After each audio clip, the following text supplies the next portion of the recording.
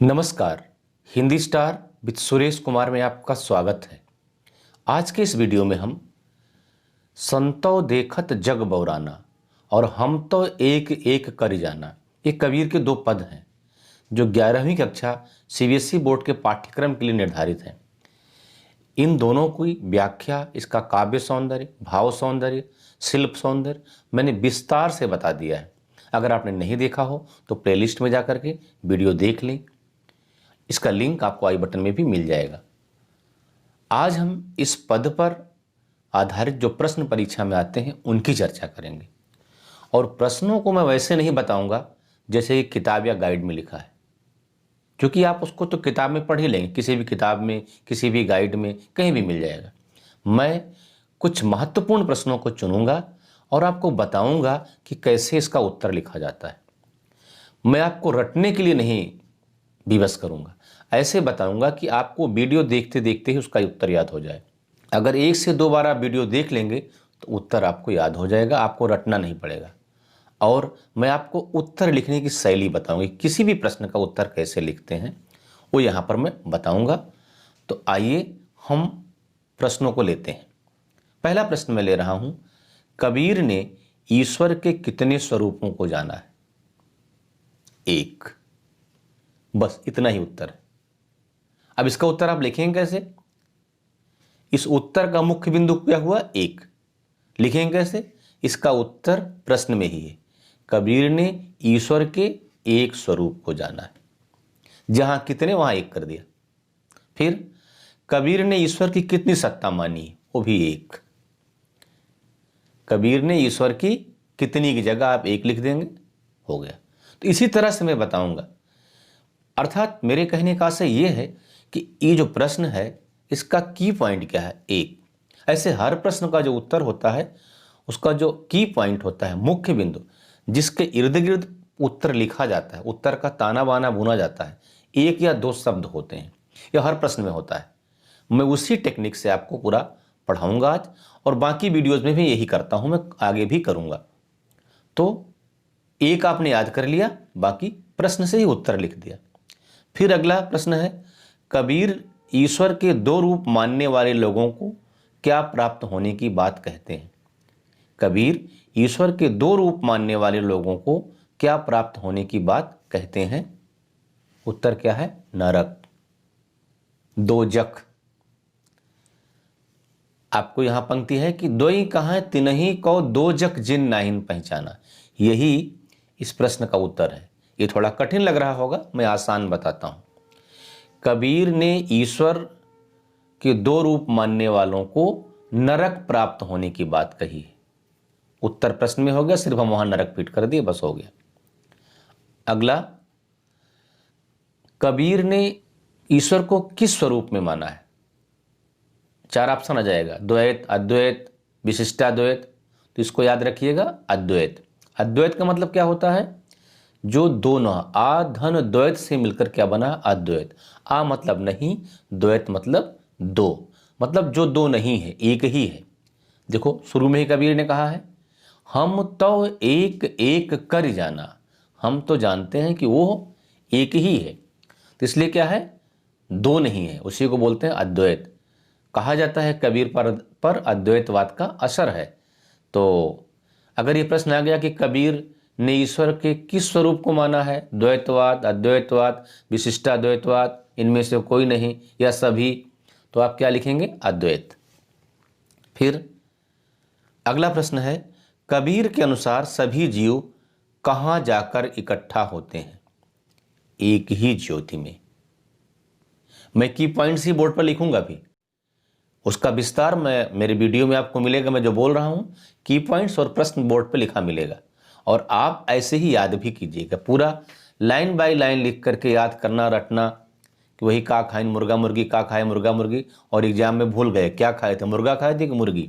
तो ऐसे नहीं, आप जो है की पॉइंट्स रहेगा तो आपको कम शब्दों को आपको अपने मेमोरी में रखना पड़ेगा, नहीं तो मेमोरी फुल हो जाएगी ना, ज़्यादा रहेगा तो कम जीबी का डाटा लगेगा और आपको पूरा प्रश्न तैयार हो जाएगा। तो प्रश्न क्या था? कबीर के अनुसार सभी जीव कहाँ जाकर इकट्ठा होते हैं? आपको एक जगह लिखा होगा, एक ज्योति समाना। एक ही ज्योति में जाके सब समा जाते हैं। इसका मतलब ये हुआ। अब इसका उत्तर कैसे लिखेंगे? कबीर के अनुसार सभी जीव कहाँ जाकर इकट्ठा होते हैं? की पॉइंट क्या हुआ इसका? एक ही ज्योति। और उत्तर कैसे लिखेंगे? कबीर के अनुसार सभी जीव एक ही ज्योति में इकट्ठा होते हैं, एक ही ज्योति में एकाकार हो जाते हैं। मैं प्रश्न से ही उत्तर बना रहा हूं, बस जहां कहां जाकर है वहां मैंने एक ही ज्योति फिट कर दिया, जो इस आंसर का की पॉइंट है। फिर अगला प्रश्न है, कुम्हार कितनी प्रकार की मिट्टी मिलाकर बर्तनों का निर्माण करता है? एक ही प्रकार की। इसका उत्तर हो गया। लिखेंगे कैसे इसको? कुम्हार एक ही प्रकार की मिट्टी को मिलाकर बर्तनों का निर्माण करता है। सब प्रश्न से उत्तर में ले रहा हूं। फिर कबीर ने कुम्हार को किसका प्रतीक माना है? ईश्वर का। इसका उत्तर क्या हुआ? ईश्वर का। उत्तर लिखेंगे कैसे? कबीर ने कुम्हार को ईश्वर का प्रतीक माना है। जहां किसका है वहां हमने ईश्वर फिट कर दिया और कुछ नहीं। फिर कबीर ने कुम्हार को ईश्वर का प्रतीक क्यों माना है? इसलिए माना है कि कुम्हार ने ही जीव रूपी बर्तनों को पंचतत्व रूपी मिट्टी से गढ़ा। मतलब इसका आंसर क्या है? कबीर का यह मानना है कि जिस प्रकार से कुम्हार मिट्टी के बर्तन गढ़ता है मिट्टी को मिला करके, उसी प्रकार से पांच तत्व हैं। मैंने व्याख्या के दौरान बताया, अभी फिर आगे बताऊंगा प्रश्न आने पर। उन पांच तत्वों को मिला करके हमको, आपको, सबको ईश्वर बनाता है। तो इसीलिए कबीर ने ईश्वर की तुलना कुम्हार से की है। यहां पर रूपका अतिशयोक्त अलंकार है, मैंने बताया है व्याख्या के दौरान। क्योंकि है जिस प्रकार से कुम्हार मिट्टी के बर्तन गढ़ता है, उसी प्रकार से ईश्वर हम सबको गढ़ता है। कुम्हार बर्तन गढ़ने के लिए मिट्टी को सानता है और ईश्वर हम सबको गढ़ने के लिए पांच तत्वों को एकाकार करता है।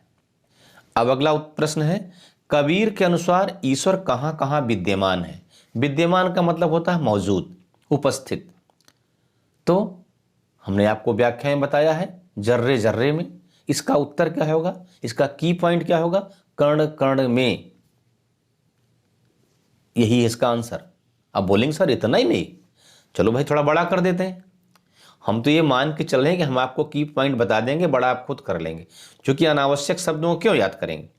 लेकिन चलिए आपकी सुविधा के लिए हम इसको बड़ा कर देते हैं। प्रश्न क्या था? कबीर के अनुसार ईश्वर कहां कहां विद्यमान है। अब हम प्रश्न इससे ही फिर बना रहे हैं। कबीर के अनुसार ईश्वर कण कण में विद्यमान है। मैंने क्या परिवर्तन किया? जहां पे कहां कहां है वहीं पे मैंने कण कण फिट कर दिया। तो हो गया ना, आपको समझ में आ गया कि इसका की पॉइंट क्या है? कण कण। कण कण याद रखें, आंसर क्वेश्चन के माध्यम से बना लेंगे। इसको कहते हैं अच्छी रणनीति, अच्छा रणनीतिक कौशल। जब कोई दो बड़े योद्धा लड़ रहे हों तो जो चालाक योद्धा होता है सामने वाले योद्धा की शक्ति से उसको हरा देता है। आपने रामायण में सुना होगा कि बाली जब जिससे लड़ता था तो सामने वाले शत्रु की आधी शक्ति उसको मिल जाती थी और उसकी अपनी जुड़ करके उसको पटक देता था। तो शायद उसका मतलब ऐसा ही कुछ रहा होगा कि अपने विरोधी से ही ऊर्जा प्राप्त कर लो। तो आपका विरोधी यहाँ कौन है? प्रश्न है परीक्षा में। प्रश्न देख के आप घबरा जाते हैं, लेकिन प्रश्न से ही उत्तर तलाश लेना ये अच्छे परीक्षार्थी का गुण है, जो टॉप करते हैं एग्जाम। ज़्यादा मेहनत नहीं करते हैं, कम मेहनत में ज़्यादा प्राप्त कर लेते हैं। अगला प्रश्न मैं लेता हूं, कबीर के अनुसार किसे देखकर संसार लालच में पड़ जाता है? इसका उत्तर क्या है? माया। देखिए यहां पर क्या है? माया देख के जगत लुभाना, काहेर नरगर बना। ये आपको कठिन लग रहा होगा, मैं आसान बताता हूं। अगर आपको कठिन नहीं लग रहा हो तो इस लाइन को आप कोड भी कर सकते हैं, लेकिन आसान उत्तर बता रहा हूं कि माया को देखकर संसार लालच में पड़ जाता है। प्रश्न क्या था?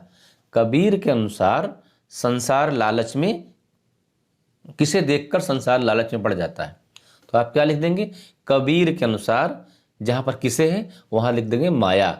माया को देखकर संसार लालच में पड़ जाता है। किसी को हटाएंगे और माया को फिट कर देंगे, हो गया। और अच्छा लिखना चाहते हैं तो यहां भी लिख देंगे, माया देख के जगत लोभाना, काहेर नरगर बना। इसको कोट कर दीजिए तो आपका आंसर और भी अच्छा हो गया।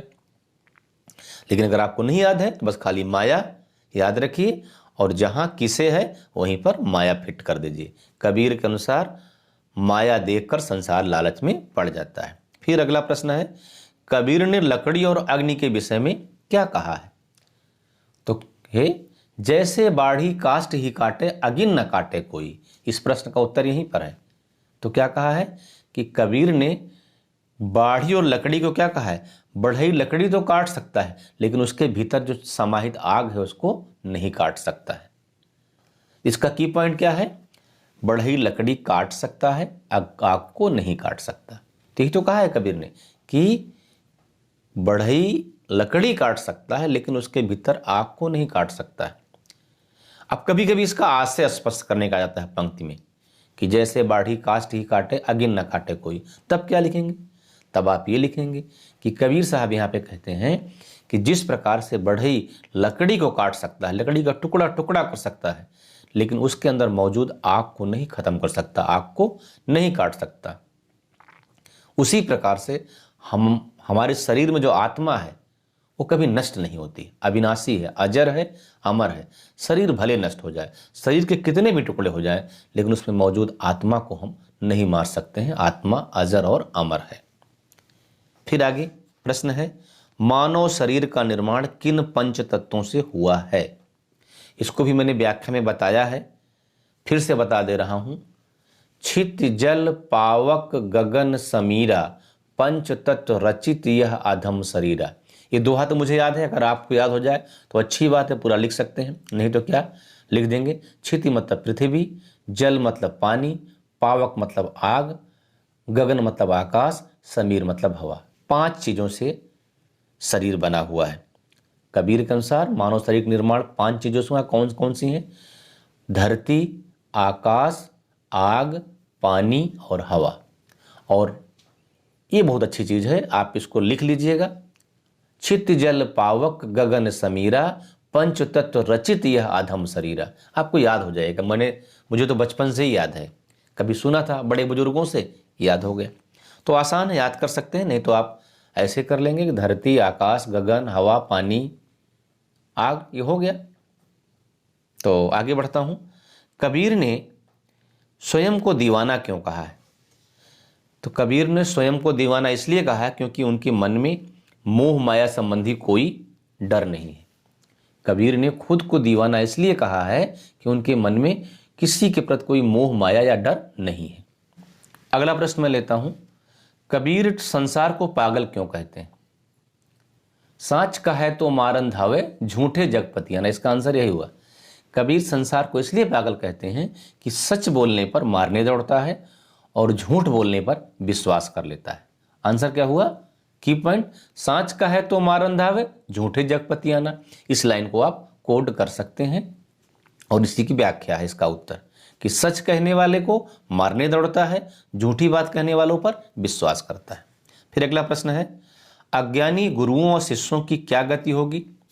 तो कह रहे हैं कि अंतकाल में पछताना पड़ेगा, क्योंकि वे ज्ञान के अभाव में गलत रास्ते पर चले जाते हैं और अपना विनाश कर लेते हैं, अपना नुकसान कर लेते हैं। कबीर की दृष्टि में ईश्वर एक है, इसके समर्थन में उन्होंने क्या तर्क दिए? तो इसका उत्तर क्या होगा? एक पवन एक ही पानी, एक ज्योति समाना, एक खाक गढ़े सब भांडे, एक कोहरा साना। इसी लाइन की व्याख्या इसका उत्तर होगा।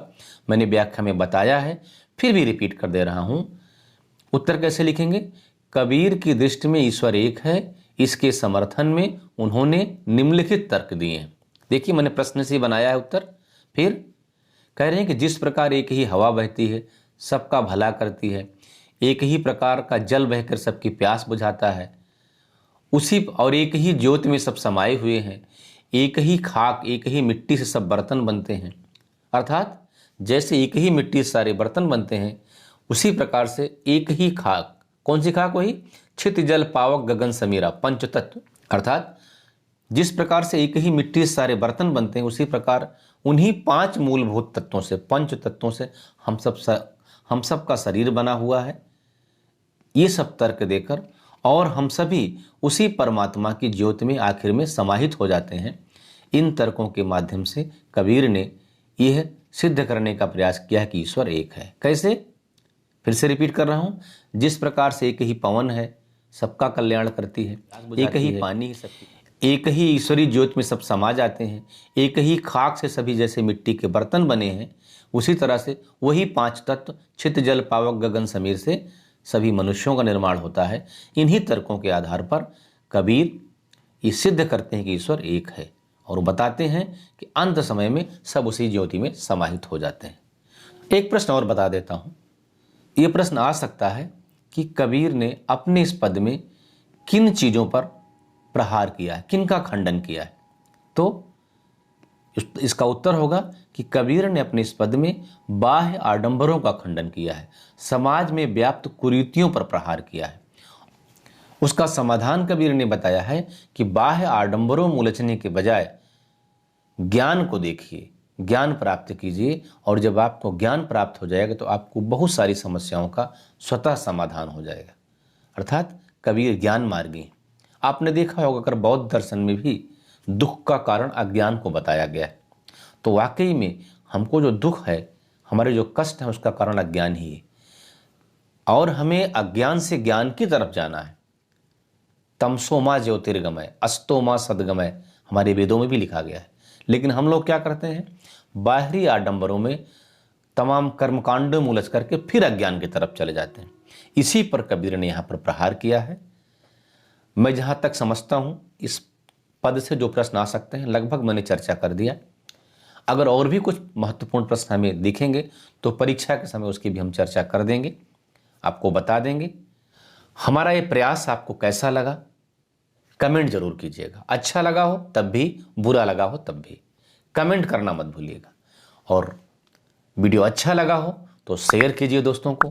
चैनल पर नए हो तो सब्सक्राइब जरूर कर दीजिएगा, क्योंकि आपके एक सब्सक्राइब करने से हमें बहुत हौसला मिलता है, आपके एक लाइक से हमें बहुत हौसला मिलता है।